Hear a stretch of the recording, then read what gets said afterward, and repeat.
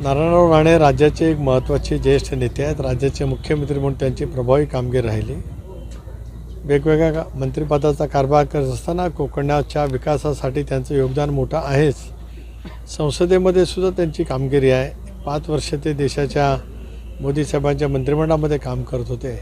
त्यांनी निवृत्तीचे संकेत का दिलेत मला माहीत नाही. कदाचित नितेश आणि निलेश 2 वेगवेगळ्या राजकीय पक्षात असतील, पण ते अनेक ठिकाणी अनेक कुटुंबामध्ये देशभरामध्ये घडत असतं. त्यामुळे राणेसाहेबांसारख्या एका ज्येष्ठ नेत्याने निवृत्तीचे संकेत देणं हे राज्याच्या किंवा कोकणाच्या विकासाच्या हिताच्या दृष्टीकोनातून योग्य आहे असं मला स्वतःला काय वाटत नाही.